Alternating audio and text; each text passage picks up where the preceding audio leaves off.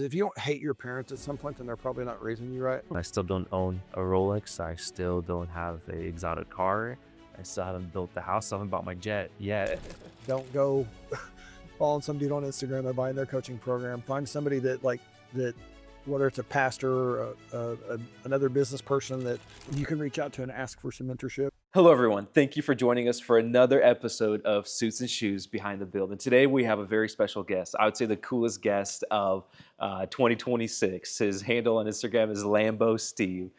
Steve Currington, you have so much going on in your life, multiple businesses, grown-up kids.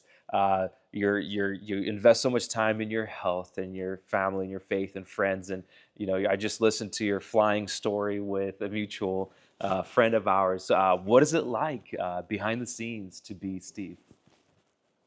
What's it like? I mean, a party. You Yeah. know, it's fun. I mean, I like, you know, I think my if you call it my claim to fame is I try to bring some humor and some fun to everything. I'm not always funny, but Yeah. it's funny to me. And so I think being me is I think it's cooler now than it used to be. You know, 10 years ago it's when I quit drinking. I'm about to hit my 10 year, and I wish I would have stopped 30 years ago. Wow. You know, because for me, I don't know if you a lot of people have that addictive personality. Yeah. And I get addicted, so I have to be careful about what I get addicted to. Yeah. So good. I want to start raw from childhood. You know, anyone that has their own plane, has their dream car collection, has their life put together, I truly believe it stems from childhood. Whether a good childhood or bad childhood, it laid the foundation, the groundwork for what you have today. So let's just go down memory lane. What was early childhood like, and how did that shape you into the individual you are today? Yeah, so I grew up in, and my wife always tells me I didn't grow up in Houston, but I did because I moved to Oklahoma when I was 12.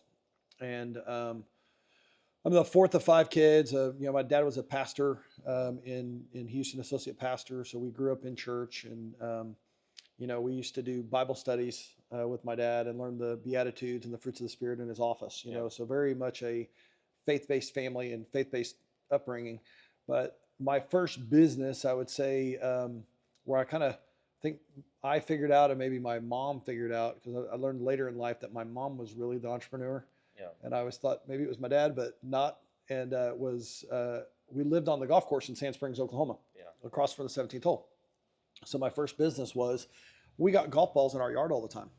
And so I used to just walk the course with a grocery bag, you know, the plastic bags, and I would find golf balls. I would take them back to the house, put them in the dishwasher, clean them up. So I'd walk around with one had my clean golf balls and it had the ones I just found in there. Yeah. And I would sell them on the golf course for 75 cents, which was about half of what the pros sold the like the refurbished golf balls for. And you know, I was 12, 13, making $100 a weekend selling golf balls. And so that was my first kind of dip into I would say like young entrepreneur, you know, trying to figure it out. But I always kind of knew that I wanted to have a business or run a business. Just didn't know what. I mean, I just didn't know what I was going to do.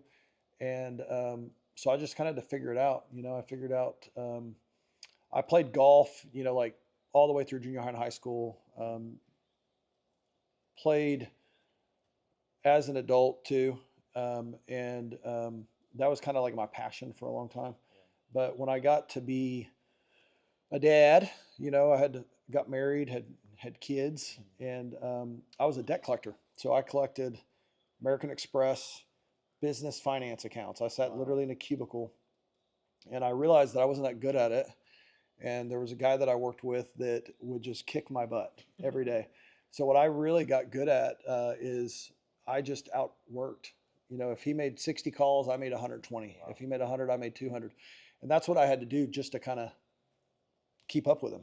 But I did pretty good at that. You know, I did, you know, I was in my like early 20s, and, you know, this is like 98, 99, 2000, 2001 through about 2005. And I was making about 150 grand a year collecting debt. You know, it was sales. So I just learned the phone. You know, I just learned how to really like pound the phone. But I think that really my, as I said, kind of my entrepreneurship journey kind of started when I was younger. But I hated being a debt collector. You know, I hated the schedule. I hated, you know, the company was kind of in control of what accounts you worked. So if you weren't like in their good graces. They could take you from making 150 to making 30, like literally overnight. Oh, wow. So you're constantly in fear for your job. Yeah. And I wanted to, um, I wanted to do something where I didn't have to like go clock in at a job. And I started, a friend of mine was getting a house foreclosed on. So him and his wife were getting divorced. She said, "Hey, here's the keys to the house," right? He found out that it was going to the auction in like 3 days. This was like I think he got it on like the 30th of June, and it was on the auction block for the 5th of July. Wow. So I went to the sheriff's auction, and that was like, I owned a home at the time, but that was my first. I was going to flip it, and make money doing that. And that was kind of my way that I was going to get out of the mortgage business. Yeah. And in a way, it kind of did get me, not the mortgage business, but out of being a debt collector. Yeah. In a way, it did get me out of being a debt collector, because you know what I did? I worked on that house like all night long, every night. And one day he said, "Hey, dude, we can, I have this stuff we can do. It'll help you stay up." And I had an 18-month meth addiction. Wow. I got down to 140 pounds. Unreal. I got fired from my job as a debt collector. And that, my friends, how I got in the mortgage business. And so I figured out that I didn't want to be a debt collector, and I found a way. So it's, I don't advertise that on my bio. Yeah. It's not like something that, and what I found is that if I was a youth pastor, a pastor, or something, that would be my testimony. And people would be like, I could share it on stage, and everybody would say, "Oh my gosh, look what all the great things that God's done in his life." But when you're in business, people are like, "God's a druggie." Yeah. And so it's not really the same, Yeah. And so that's really like where I hit rock bottom, like pretty much, I was married with 2 kids and a house and a mortgage. And I found myself in a spot where now I had to perform. So I had to figure it out. Now, luckily, I didn't lose all my teeth. I didn't have that. I had a loving wife. Now we've been married 25 years. Wow, so good. And it just took me about another 10 years to figure out that, when you go through rehab, they tell you can't like have any alcohol or drugs once you become an addict. But I was better than that, and I figured I could be stronger, and nothing was going to have power over me. But it took me about another 10 years, 11, to figure out that probably alcohol was a problem for me too. So I would say that's really when my career launched, where I really started doing. I was in the mortgage business from 2005 to 16, and I did decent. But really, when I got rid of the alcohol, for me, it was just a distraction. Yeah. And so that was nearly 10 years ago. Wow, praise God. So I know a lot of times people ask me, because my parents don't speak English, I'm the interpreter for them. Yeah. What did dad and mom do right, and what did dad and mom do wrong?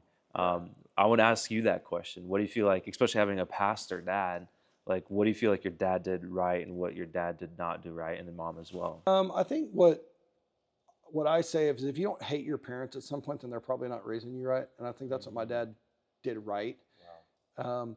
I don't know that I could point to something that I would say like my dad did wrong, because I'm a dad, and I kind of think like you do what you know to do, you know. And I've got grandkids now. I have a grandkid, and I've got 2 on the way.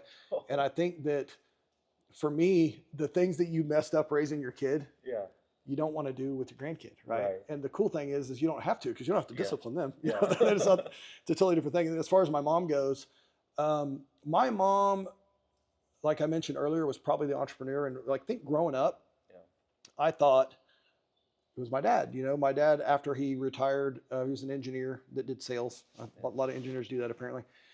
He actually worked at the Tulsa Chamber of Commerce, and he was the director of their small business division and coached businesses and all that stuff. But I really realized my mom, at the age of 40, went back to college.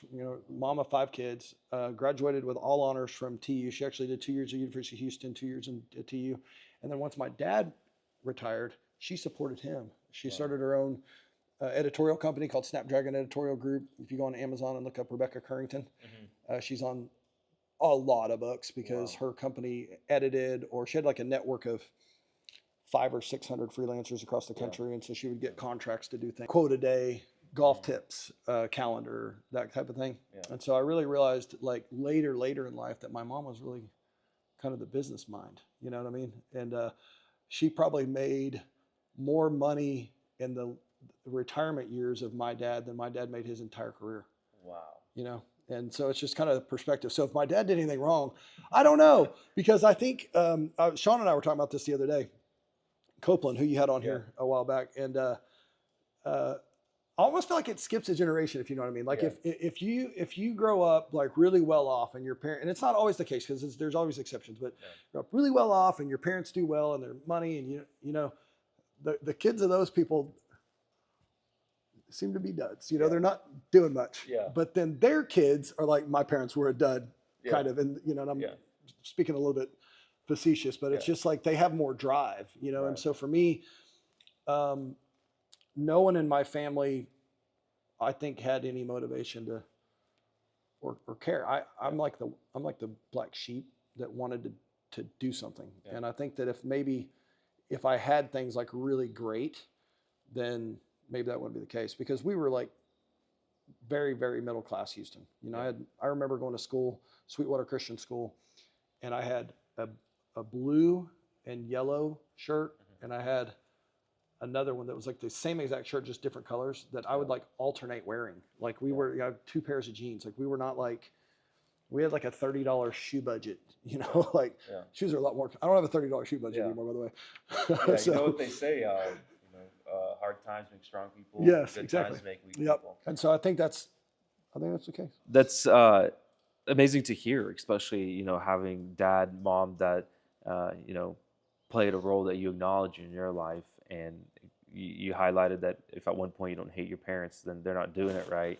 I see that a lot. And I was sitting and thinking, you know, what if I had those teenagers, and you know, how would I do it differently? And I started talking to a couple of different people, and they're like, there's nothing really you can do. Like they have that year, maybe it's 6 months, maybe 2 years. I think they call it the tunnel years, where they're just locked in. What do you feel like you did that contributed to your children, you know, continuing that legacy and not becoming the lazy trust fund kids? Oh, my kids were like, you know, I think you just kind of age out of it. I think whether you have money or not, you go through that, like, I don't know what I'm going to do with my life. Ethan's in the Navy now and just doing amazing, owns 2 homes.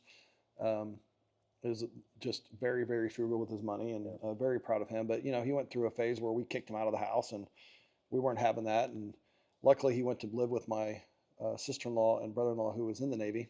And Jared was the kind of the head of the base where they were at, and ended up talking to Ethan about going to the Navy. And then he ended up joining the Navy, went to Japan for 4 years, and like came back a different human, you know, literally. Because I would say that like 17 to 21, I don't care who you are. And it's probably like for girls, it's different. It might be girls are 15 to, I don't know. They tend to be a little bit more mature than the boys. But, and then my daughter Emma, love Emma, but you know, she doesn't know what she's going to do at this point. Just have another baby. She's about to have another I'm going to have a grandson named Truth, and then she's got the girl coming. And so, and love my daughter. You know, if you do you have a daughter? No, son? I mean foster daughter, but okay. no, none of our kids yet. We had one daughter to spoil. And so I would say if there's anything that I would do different about raising a girl, is just, it's tough when you're a dad. You just want to be like a first generation success. Give them whatever they want. You know, what is here you go. Exactly. She has the Amex. And so, and then I'm like, here's a little money. You know, it's just like anytime. But, you know, my daughter and my son both have worked in my companies before. Not very well, which is why they're not there anymore. And I think a lot of kids struggle with that. You know, we were visiting a business in South Carolina yesterday, and they were talking about how they're a amazing family and really successful business, but they were saying that some of the kids and grandkids, they don't necessarily want to work in the family business.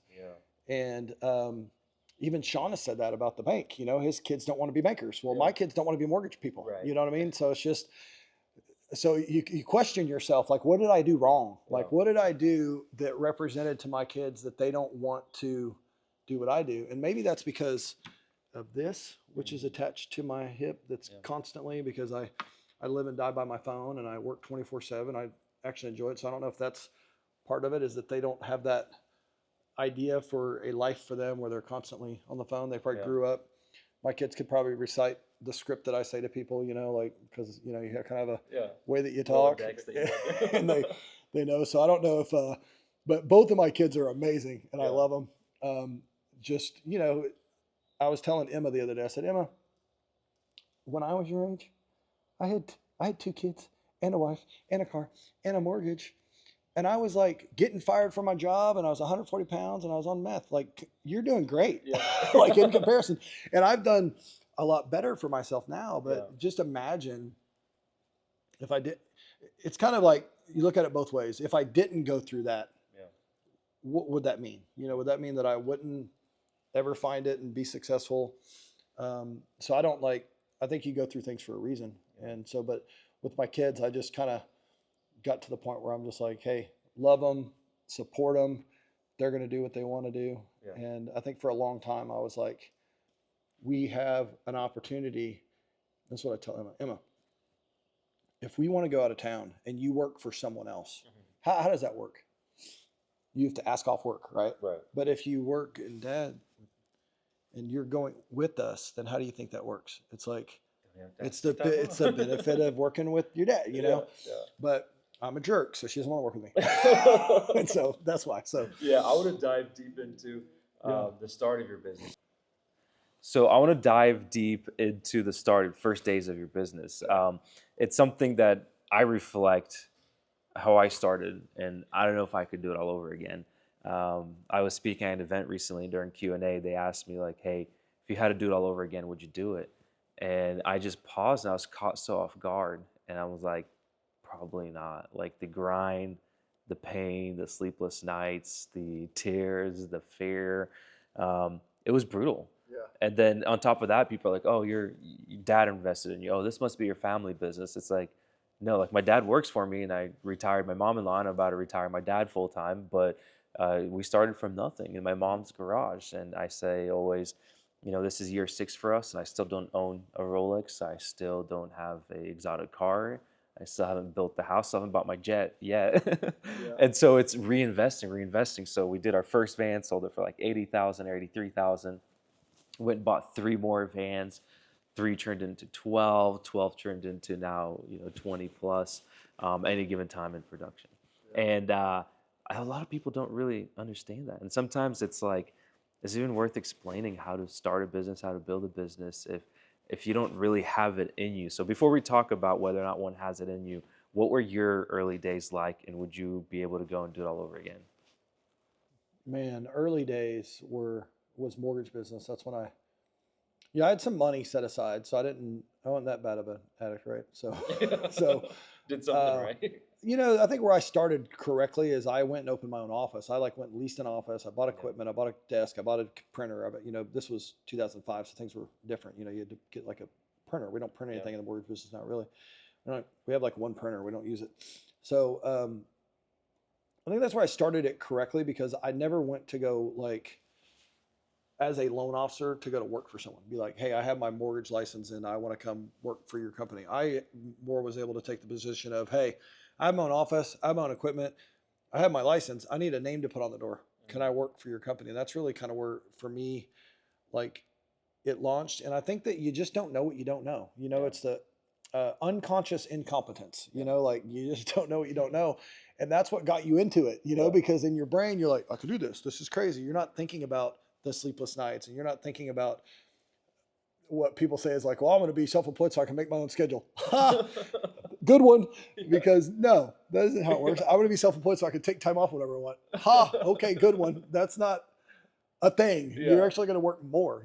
I hated working. When I was a debt collector, I worked our shift was from like noon to 9, 2 days of the week, and from 8 to 5, 2 days of the week, and from like 7 to 4 on Fridays. And then they had us on Saturdays and Sundays.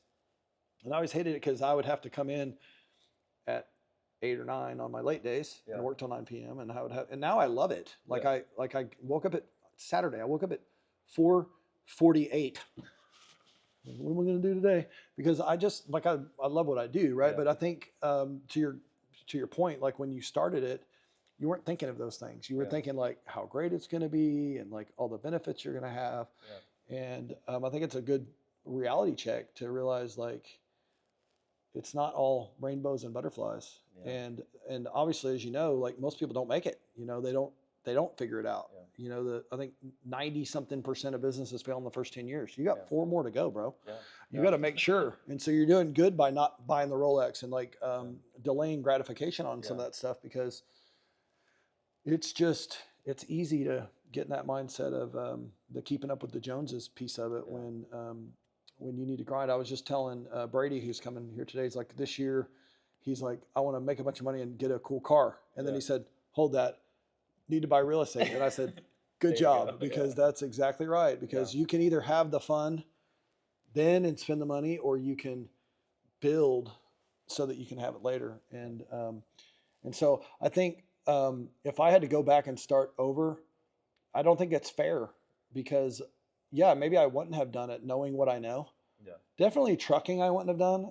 Like, if I didn't start that recently, I can tell you that I would go back and say no to buying the first truck, because the first truck turned into like 9. But I would say, the mortgage business, I'm not like passionate about it. I mean, and this is no secret, I've said this 1,000 times. I'm not like so passionate about running numbers on people's mortgages and like what their payment is. And like, I think people are shallow and they say, I just love making homeowners. And I'm like, no, I found something that when I do it, I make money and it helps me buy the things for me and my family that I really enjoy. And as a benefit of that, I get to help people get into a house. A lot of times, first time buyers, I help get into a house.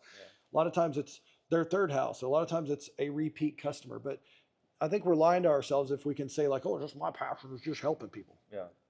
Okay, bro. Like, good story, but like, what's your real thing? And for me, it was like, they say like a means to an end. It's like, well, are you really passionate about the mortgage business? No, I'm like, I can work from anywhere in the world, because with the technology and the way that if I have my phone and I can answer my phone, and I do that 24/7, and my customers and my referral partners love that, right? Because they can get me on the phone. They know when I talked to your guy who, thank you very much, wanted to refinance. And I talked to him while I was in Jacksonville, literally at my son's gender reveal.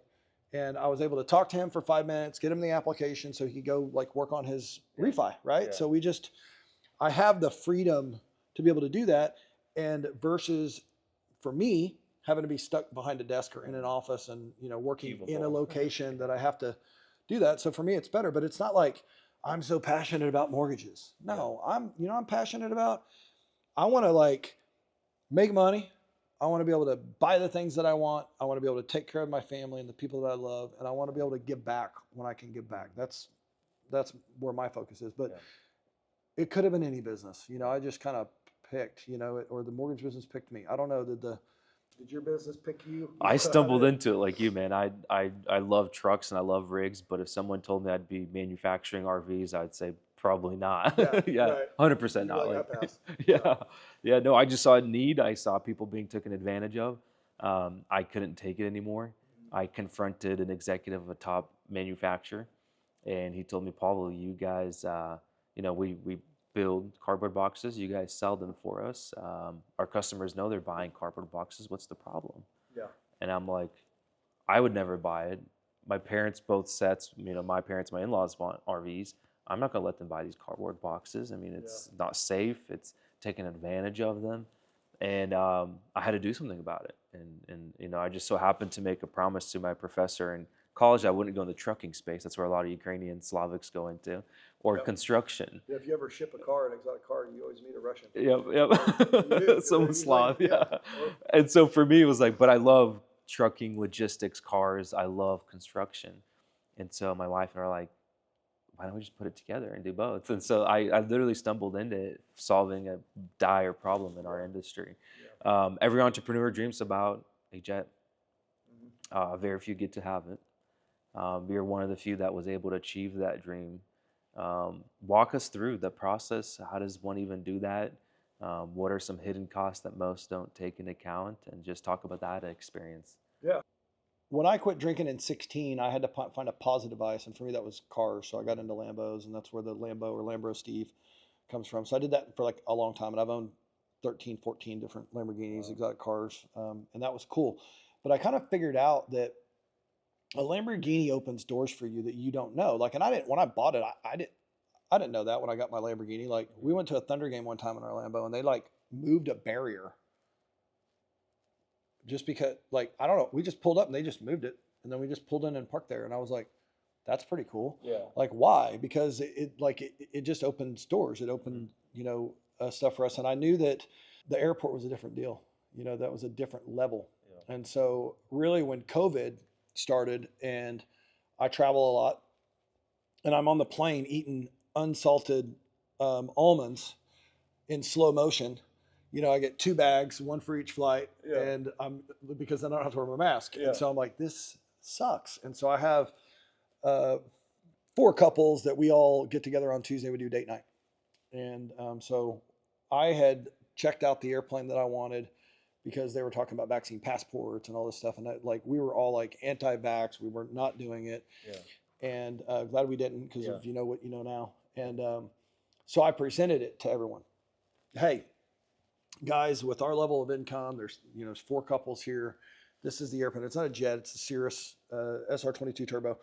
It's got a parachute for the whole airplane. It cruises about 210 miles per hour. Like, we can pretty much go about anywhere. You're not going overseas. You still fly commercial for that. But so I'm kind of saying like, hey, we all put in about 250. This is $1,000,001. We can design it how we want it. And then I got naysayers. And then it was like, Lori, who I love, she's not a Lambro, she's a Lamborghini. She's got the female version of a Lambro. Yeah. Lori's like, does it have a bathroom? And I'm like, Lori, I know you. Yeah. Would you use the bathroom on an airplane? She goes, oh, never. That's disgusting. And I'm like, but she said, but I have to have one just in case. I'm like, okay. How many people does it fit? They're all the naysayers, like all the reasons why you shouldn't get it. And I was like, what, F you guys. I don't need you. The next day I put the deposit on my airplane. Wow. And so I texted my friend Aaron, who was at that dinner, the 4 reasons why I was buying an airplane. And one of them was the people that you meet at the airport, because I knew from owning a Lamborghini and all the Lamborghinis and exotic cars, I knew all the doors that open, and it kind of became my purple cow. Like, people learned. Great book, by the way, Seth Godin. My thing that differentiated me is people just knew me from that. And then there was 100% bonus depreciation at the time. And I get, being in the mortgage business, we have to be W-2'd. So I can't, I get a big W-2 and I pay a lot of taxes. And so I'm like, all right, well, if it's 100% bonus depreciation and you're at a 30% tax rate and you make $1 million W-2, then you buy $1 million plane, then you're really buying with $1,000,001. And I figure, well, right out the bat, it cost me $800,000 because I got a $300,000 or potentially $300,000 tax benefit. So there was that. And then the third reason was so that I can fly anywhere I wanted. Yeah. And then the 4th reason was vaccine passports, because they were really talking about like, we're going to lock you down where you can't leave and you've got to figure it out. So those were the reasons that I did it. And I was right about everything, but they didn't end up doing vaccine passports, but got a great tax deduction from that. So that helped pay for it.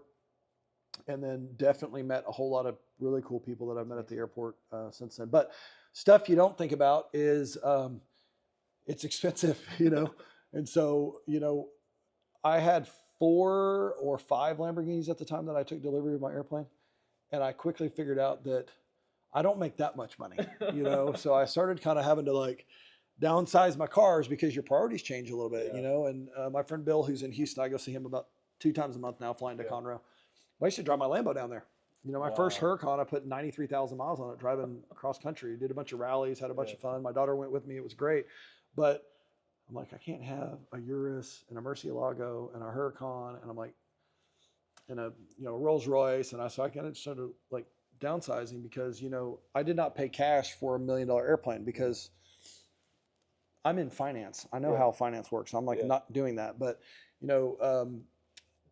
if that thing doesn't fly, like if it just sits there and I don't fly it at all the entire month, it still costs me by the time you pay insurance, what the annual maintenance is on it, with all of that stuff. This is a $13,000 a month probably toy, that. And so if you don't want to make it a toy, then you do like I do and use it for business. And that's really what I did. Is I said, all right, cool. If I'm going to have this thing and I'm going to pay for it, then I need to put it to work. And that's when I started targeting real estate teams and builders that are outside of Tulsa, because I'd kind of been in Tulsa and I know the people there and I've made my impact. But I basically anywhere I can get, most of my missions in the airplane are like under 4 hours, 3.5 hours or less. And so it's really allowed me to expand where I can say to Matt Patterson's team that's in Punta Gorda, Florida. Yeah. I'll be there tomorrow.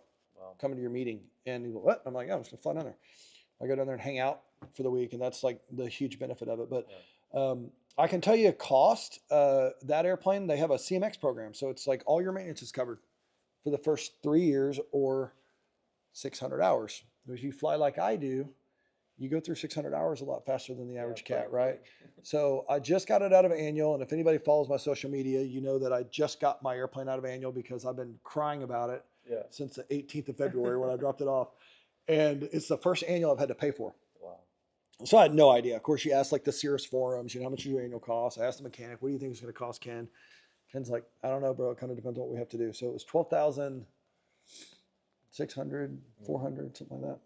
So there's your hidden cost. There's their cost. But the way I look at it is, for that thing to sit there, if it's costing me $12,000, $13,000 a month, then you're already paying for the airplane. So then it's really fuel. And when you get in your car, do you go, I wonder how much fuel this is going to take for me to get to Tulsa, from Springfield? No, you just go to the gas pump, you put gas in it. And that's what I do with my airplane. I just go to the, now I'm not stupid, because you can go some places and the fuel is like $8 a gallon, and you can go to a different place and it's $5 a gallon. So you kind of use your discretion there. But ForeFlight helps with that because you can look and see where to land, where it's, general aviation friendly. But that's kind of how I look at it. Is it's like, you're not thinking, once you bought the airplane, you're not really thinking about like, what's the cost to operate it. So I just get in it. Today when I flew here, I had 56 gallons on board from our trip that we got back from last night. I think I told you I got halfway here. And not even halfway, I was 19 minutes from landing, and I just noticed that on the map there was a yellow flag over Springfield, which usually means like there's a weather. And I'm like, what? It's clear. Like, pull it up and it says haze. You guys had haze, so it went IFR. I'm not instrument rated yet.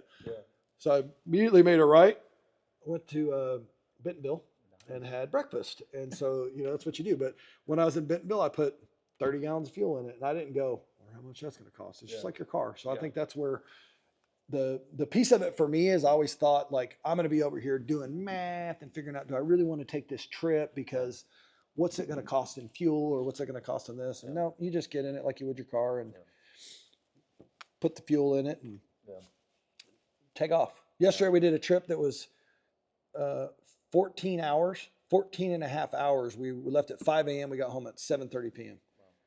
And it was about 9 hours of flying in the airplane. But what's great about it is we went to South Carolina, spent 4 hours on the ground, and we slept in our beds that night. And so if I had done that trip and I had done it commercial, it would have been 2.5 days because I would have had to be on their schedule when they had to leave. And that's if nothing gets delayed. I would have had a hotel. I would have had all of that stuff. So in a lot of ways, when my airplane was in annual, I had to fly commercial to Jacksonville. It was $4,500 for me and my daughter, my grandson, and my wife to fly. If I'd have done that in my airplane, I would have spent $900 in fuel. And it would have taken less time too, because we got to the airport at like 2:30. Flight got delayed. We finally got on the airplane at 6:15. We went to Dallas. Got home at like 11 p.m. I had to go through TSA. I couldn't take my gun. I'm just kidding. I don't take my gun on my airplane, FAA. Maybe I do. And so whenever I have a lot of young visionaries and dreamers that reach out to me and, hey, what do you recommend? What advice do you give? And it's funny you asked your friends. So that's the advice I give when dreamers reach out to me, and visionaries like myself and yourself. And I say, start off by consolidating your social circle. Like, oh, how do we do that? I'm like, so text everyone that you're currently hanging out with that you want to buy a jet. Just say, hey, been thinking I want to buy a jet, and see how people respond. The ones that respond like, wow, man, that's amazing. You got this. Those are the ones that are going to help you to the next level. Everyone else that says you're crazy, what are you thinking? Why would you do that? Don't do that. Those are the people you need to put what I call a healthy distance. So put them at a healthy distance. You'll be lucky if there's one or two that are left. And with those, seek other people that understand your vision and dream. Because too many times we have these big visions, we have these big dreams, but we literally handcuff ourselves. We anchor ourselves down to individuals that have no dream, no ambition, no vision. Their negative energy rubs off on us, and then we wonder, why am I not successful? It's like, You can't hang out on a playground with a bunch of 5-year-olds or 10-year-olds and hope to one day have a jet and Lamborghini, or in your case, 13 or 14 of them. That's extraordinary. Let's continue. I love this. I love this wave that we're going on. Let's just build on, individuals that are wanting to start something and they're just stuck, whether they're, 20, 25 years old, or whether they're 50 and they want to start, they don't know how to start. What advice would you have for young or older Yeah, entrepreneurs? number one is, because this is very commercialized in our like society, Yeah. is the number one piece of advice I give any young person is do not ever touch alcohol. It is a poison that goes into your body. And if you look up the effects that it actually has on your body, if you're like a healthy person, and actually there's kind of like a movement for this. There's like, you see a lot more mocktails on menus Yeah. now, because a lot of they're the same price somehow. There's not alcohol in them. You notice that? So, but don't drink. Yeah. Like it handicapped me for years because it was fun, and it messed up my relationship with my wife. Things that were done and said that you can't ever take back. Yeah. Things that you do that just you put pain into people that you can't ever take back. So number one thing I tell young people is, like, if you have friends, I had to divorce about 95, 99% of the friends that I had when I quit drinking. And it was because they were friends through that circle. Like, I hung out with them and I drank with them. And that wasn't because they were bad people, because they controlled it. Maybe they were like not an addictive personality like me. Yeah. So they weren't drinking like I was, But I had to divorce a lot of people, because if you are hanging out with your friends and you quit drinking and you have that friend that says, "Hey man, what's wrong, bro? Yeah. Why aren't you drinking?" That isn't a friend. Yeah.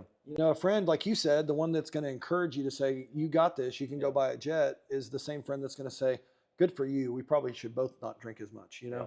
I actually had to socially, I would get like a cocktail glass with soda water and lime with a straw, because it made people not ask. Alcohol is the only drug that if you don't take it, people ask you why. Right? Isn't that crazy?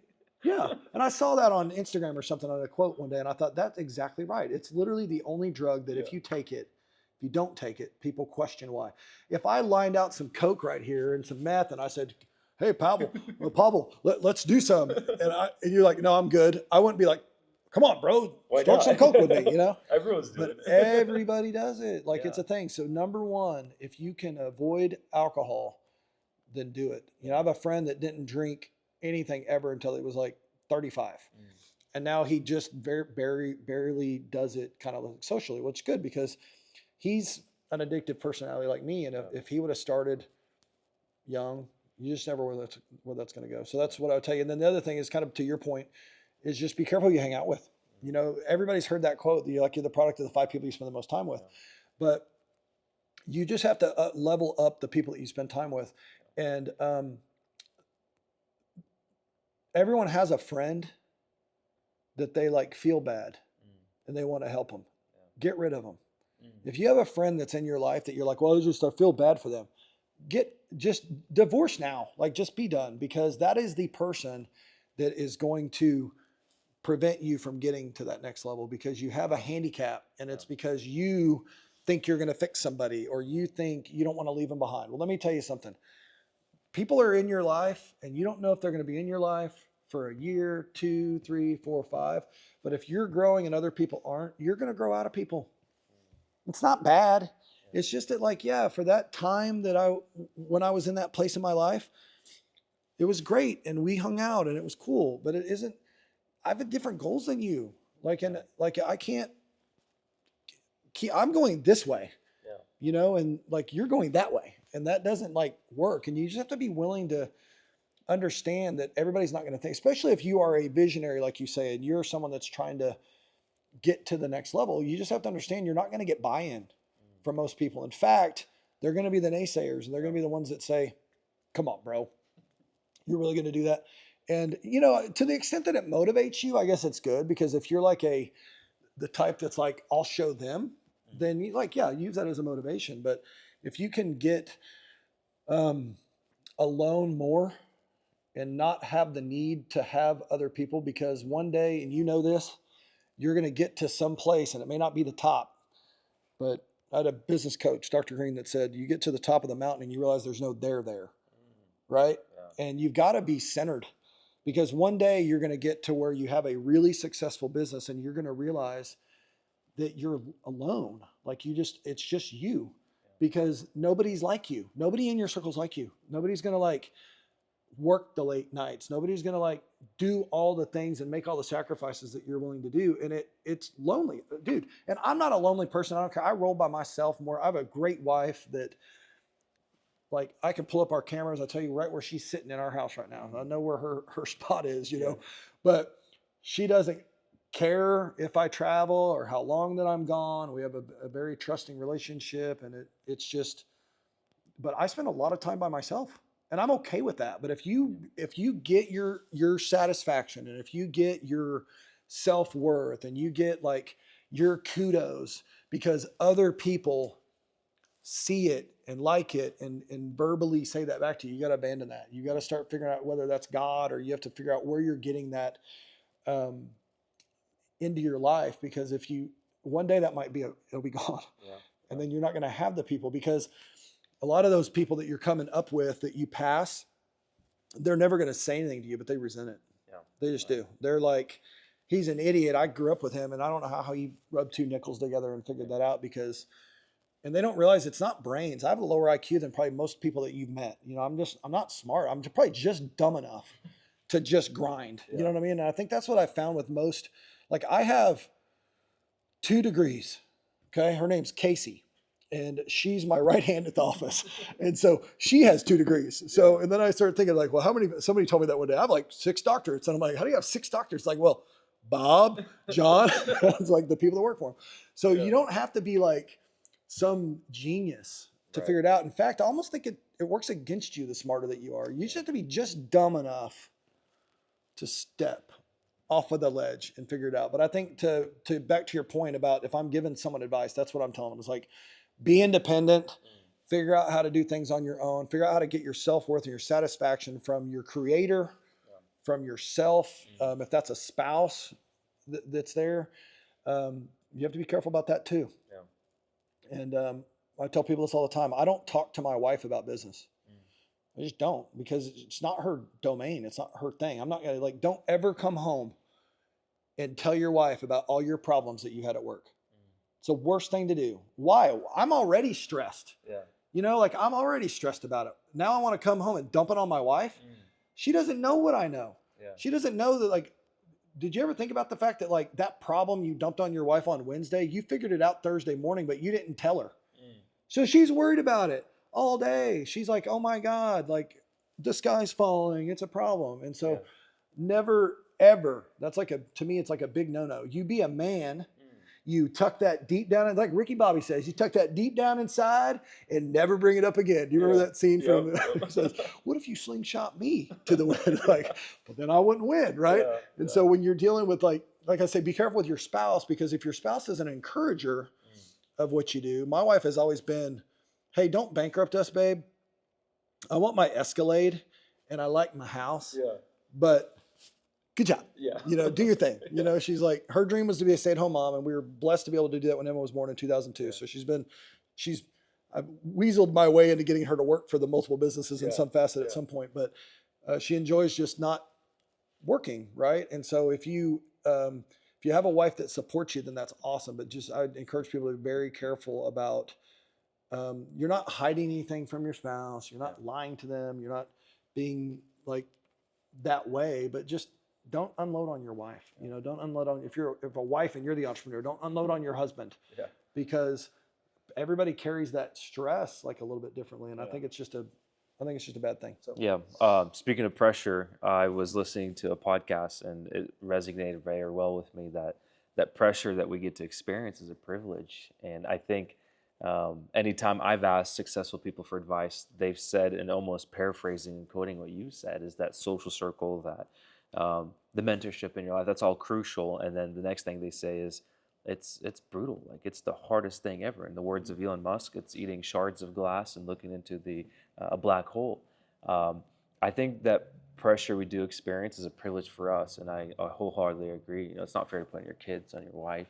You know, you said by Thursday we solved it, and then Sunday morning there's still try to solve it for you. It's like, Yeah. oh, we solved that on Thursday. Yeah, that was just a problem on Wednesday. Yeah. You know, like I'm good now, but the wife Yeah. doesn't know.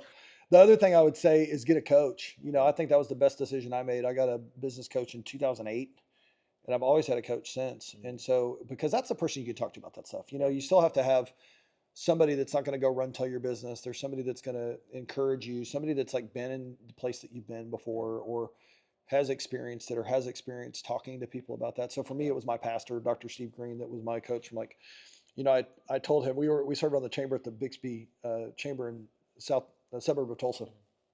And I said, man, I want to beat the kids. And Sally wants to take away privileges. And I think that's the biggest load of crap ever. No kid's ever going to learn anything from just like, you're taking away your privileges. And like, they don't care. They're just right back to doing it. And I said, me and Sally are butting heads, you know? And he's like, I said, we're going to go to counseling. We're going to go to marriage counseling. And he said, you don't need to go to marriage counseling. You need to go to church. He said, just come to my church for 2 months. Come every Sunday and Wednesday for 2 months. We teach on marriage and family. If your marriage isn't better after 2 months, then go to counseling. Well, we were there. I was his armor bearer, putting him out on stage, and we were there every single time that the doors opened from like 2008 until like 2014 or 15 when he moved to Florida. But also during that time, I hired him to coach me on my business, and I literally moved. This is a move, okay? I moved my office into his office so that I could be closer to him. And before I had a formal coaching relationship with it, I called him. He was my breakfast buddy. So I would get to Chick-fil-A before they opened. And Dawn, if you're out there, Dawn at Chick-fil-A, she's a realtor now in Tulsa, great lady. She worked at Chick-fil-A. So every day I would get to they weren't even open. I think they opened at 6. And so I'd get there like 5:50 and I'd sit in the drive-through line and have the little thing repeating out, we're not open yet, you know? And then Dawn would come on and I'd order a chicken, egg, and cheese biscuit, spicy, for me and Dr. Green. And I would go sit and I would have like 20 minutes with him while we ate our Chick-fil-A. So I bought him breakfast almost every day of the week. And then it was really my goal to get to the office before him. So he was like coaching me before he was coaching me because I was like, I have to beat Dr. Green to the office if I can beat Dr. Green to the office. So that's where I start. So I would say get a business coach, get some kind of coach, but be careful who you get because you can really get off Instagram. Don't go following some dude on Instagram and buying their coaching program. Find somebody that whether it's a pastor or another business person that you can reach out to and ask for some mentorship and pay them. Don't expect anybody to give you coaching and to take their time. You know, Dr. Green was my highest paid employee that wasn't an employee before I had employees. You know, I paid him $3,000 a month to meet with him for an hour and a half on Tuesday and Thursday. And if I told anyone that, which is very few people, they're like, you're out of your mind. You're paying like for 3 hours or something like a week. I mean, you know what? Here's the thing. It's not the amount of money that you're spending. It's what you can learn. And there was things that Dr. Green said to me in 1 second that changed my course of my career and enabled me to do things that I like light bulbs went off. And it's like, there's no amount of money that I could have ever paid him that would have paid for that. Right. And so if you're looking for a mentor, don't message me on Facebook. Don't message me on Instagram and say, Steve, will you coach me? Because no, I'm not going to coach you. I'm not a coach. So find somebody else, you know, like not happening. But call your pastor. if you do have somebody that you want to coach, don't expect them to do it for free. Just say, hey, I want to meet with you and I'll meet with you. If you'll meet with me, I'll give you $500 to meet with me for an hour. It's hard for anybody to pass that up because then they believe that you're serious. And if you aren't willing to pay the $500, then either they're not the right person and you obviously don't believe in your own mind that they're worth spending $500 to spend an hour with, or you don't want it bad enough. And so you got to put your like pocketbook where your mouth is, so to speak. And if you're going to ask for somebody to coach you, don't expect them to do it for free. And don't, like I said, don't get online and go to Facebook and Instagram and go find some coaching program that's on there because most of them, as you probably know, are BS. Every unsuccessful business person that didn't do well in their industry is a coach. When I was a debt collector, we used to say those that can collect, and those that can't, manage. And I had Larry, I won't say his last name, but Larry was the worst collector ever. And then he became my manager. And I spent my entire career as a debt collector trying to get him fired because he was terrible. And if you're out there, Larry, I'm sorry, but you know you sucked. We were friends outside of work, but he just, and so it's the same thing. It's like those that can't sell mortgages, they become mortgage coaches, honestly. It's just true. Sorry, there's a lot of them out there. Yeah, it's brutal. I know people message me quite frequently about it too, like, hey, would you recommend this or would you recommend this? And it's like, Google their net worth. Google, have they ever done it before? Yeah. It's like, imagine going to a pilot and saying, hey, can you teach me to be a doctor? Or going to a school teacher, a PE teacher that's overweight and saying, hey, can you help me be fit? It's a broken system. Yeah. As we come to our conclusion, the final thing we like to talk about is clothes. My backstory is I was picked and bullied on through elementary, middle school, high school. By the about middle way through high school, I tried to actually end my life, and I noticed a lot of it was not fitting in culturally, coming from a Slavic immigrant background, but it stemmed to I was either overdressing or underdressing, and I remember telling myself, one day I'm going to meet billionaires, and I'm going to ask them what they wear, and I'm going to wear what they wear, and lo and behold, I asked them, and guess what? Simple attire, with their country, they're wearing Wranglers from Walmart, and it's really simple clothing. And I feel like every time I've met you, I've never seen you in like some $100,000 outfit or anything lavishing. So I want to ask you the question I always ask. What is your go-to outfits day to day? And then what value does clothing carry in your life? I kind of went through a phase when I got in the mortgage business. Most of the mortgage guys were in khakis and a polo, and I was like, but all the bankers were in suits, and so until probably 2019 or 20, I was suit, tie, pocket square, cufflinks. Tom James. Really? I wore I had SteveCurrington.com on my sleeve and my signature stitched into each one of my things. I have my SteveCurrington.com jacket. I have so many suits and shirts and everything. But when COVID hit, everybody quit. Like technology happened in our industry, and we don't see people anymore. Yeah. And so I realized I was dressing up every day. They say to dress for the position you want, not the one that you're in, right? Well, I was in the position that I wanted to be in, and I didn't need to wear a suit and tie anymore. And so I've gone through a few phases, and I tend to, I make rings for fun. This was my dream watch, was the the rose gold with olive face Rolex, which during COVID was an $80,000 watch. I got it from my authorized dealer, so it was awesome, right? Yeah. So I'm a little bit more flashy than your average guy. Yeah. It probably comes with the Lambo thing and all of that. But I mean, you're not giving Miami vibes right now, is what Yeah. I'm trying to highlight. But I will tell you this: I do like $800 T-shirts like this one. I don't know why, but it just seems like it fits better. And there's only like a small part of the population that even knows that it's an $800 T-shirt. Yeah. But it fits me well, and I like it. And that's the excuse I tell myself on why. Yeah. But I went through a phase where I went to Louis Vuitton, I went to Givenchy, I went to every high-end Gucci, every high-end clothing, and bought everything. And what I found out is that most of them didn't fit me. If you go to Louis Vuitton, they're great. They're $1,000 shirts, and they don't fit. They're like, I don't know, their designers are weird. They're like boxy. Yeah. And so I kind of landed on Givenchy, and that is like my little thing I do for myself is I'll go to Miami, I'll go to Dallas. Now Dallas has one. They only had, I think they had two in Miami and one in New York. And I like to buy $500 T-shirts. That's kind of my thing. Yeah. I don't really wear, if you see me out, we're doing some shooting by the airplane, so I wore like a sport coat because you asked me to. Thank you. But my go-to outfit is a black Givenchy T-shirt because they fit me well, and diesel jeans.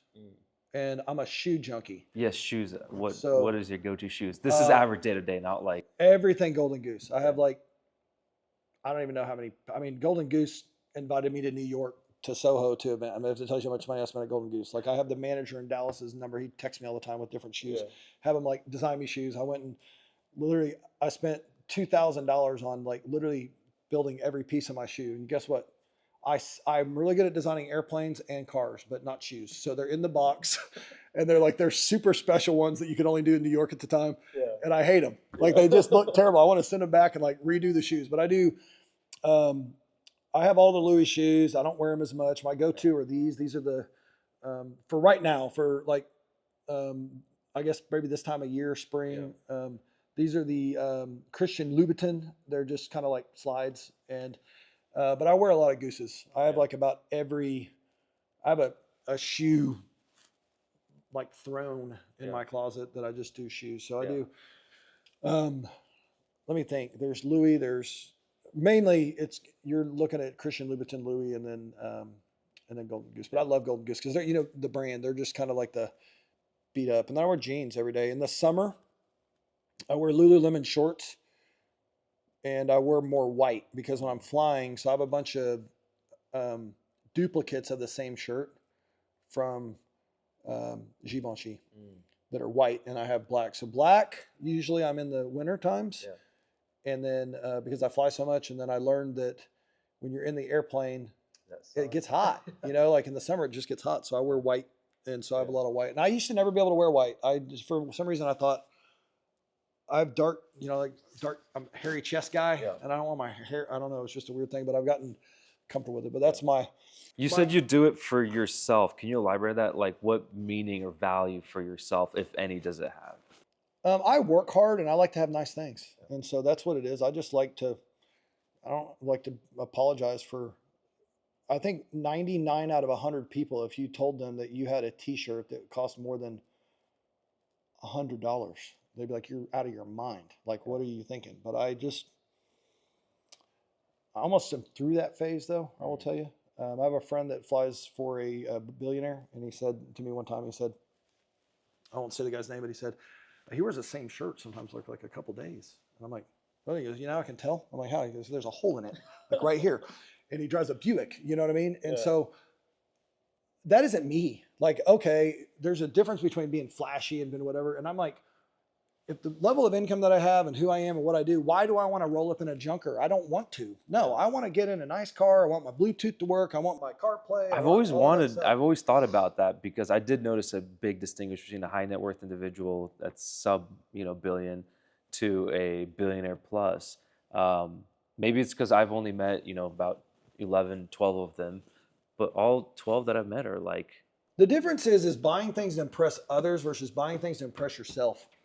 I buy things to impress myself now. Like when I was I don't have a Lambo right now. I literally sold all my Lambos. I had a Lambo that came in December. It was $804,000. I said, no, love you. By the way, Lamborghini Miami is awesome. Love Brett. Love Jason. They're great. I designed a Celeste Suffax, the same as my Technica that I had. Beautiful car. I'm really good at speccing cars. It's a beautiful car. But with the tariff and everything, it was $800,000. And I'm like, no, because I don't have to. Because everybody would be like, dude, that's awesome. But I wouldn't. I'd be like, I can't even believe I started out with my first Lambo. I paid $227,000 for it. I put $2,500 down. I had a $3,700 car payment. I had a $3,700 mortgage payment too. You know what that'll do for you? Make you get up in the morning. Oh yeah. Because you have to. Because you have so much shit to pay for that you literally have to get up. I don't want to get up this morning. You have to, Steve. You literally have to. So I think that's what it is. It's like I'm not buying a Givenchy shirt because I want someone to see it. I've got one that one of my favorite ones is black, and it's got it like embroidered in black right here. And you wouldn't even know. It's just like a black t-shirt, but it fits me. Yeah. I like how it fits. It's extra small, oversized, like in their thing. I like figured it out that's what it is. So if you're buying things to impress yourself, if it makes you motivated, you feel good, you feel confident because you get in that car and you get in those clothes and it gives you the power that you need to be able to go tackle the day, then I say do that. But if you're doing it because you want other people to see that you have a Louis bag, and like you're not doing it for the right reasons. And I'm guilty of that. Like, I mean, that's a lot of the what you think is the cool part about having a Lambo that ends up being the annoying part is that people see it. Yeah. And then at some point you go, I just want to get gas. Yeah. Like I just want to drive into Quick Trip and fill up. Yeah. And it take 6 minutes instead of 16 or 27 or whatever it takes. And so that would be my thing. But clothes are a big thing for me. We just redid our closet and reorganized it. And I realized that I have a whole lot of really nice clothes that I just don't wear, but I mean, mostly suit stuff but you'll find me in a t-shirt. I mean, I wear a t-shirt. I have a bunch of collared stuff and like polos type stuff, but I just wear a t-shirt like every day. It's just a matter of whether it's jeans or shorts. Yeah, so. I love that. Man, I really appreciate you coming out here today. Thanks for listening to me. Yeah, you're very much welcome. It's my job today. On a Monday, it would have never happened, but on a Saturday, that's right up my alley. I appreciate it. I think it's going to inspire a lot of people, especially that phrase at the end, for yourself, not for others, for yourself. There's no sense in, wasting your life to try and impress others who won't even remember your name. We were having a conversation with a really powerful think tank, and one of the I think they called him the facilitator. He's like, "How many of you know your great grandfather's name?" There's like 15 of us there, all fairly successful. It was quiet. And I'm like, I felt so guilty. I mean, I was in the spotlight. Like, I remember my great grandfather's name if I'm not put in the spotlight, but on the spotlight, I wasn't able to remember. And I talk about him all the time. He was held in a communist prison for 16 years for his faith. Wow. And when I was put in the spotlight, I couldn't remember his name. And then here are all these other big names in the room. Some of them they inherited from their great grandfather, whether it be oil or whatever industry, real estate, and they couldn't remember his name.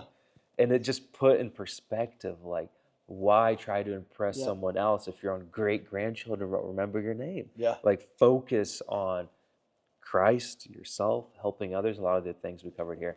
Thank you, everybody, so much for listening. If you have any feedback or like to connect with Steve, stevecurrington.com. It'll be in the description below. Also, if you'd like to share your story or have any questions or topics that we missed, put in the comment section below, or you can go to pavelbosovik.com, or you can just punch it into Google, and I'd love to connect with you guys. Thank you so much, and Godspeed.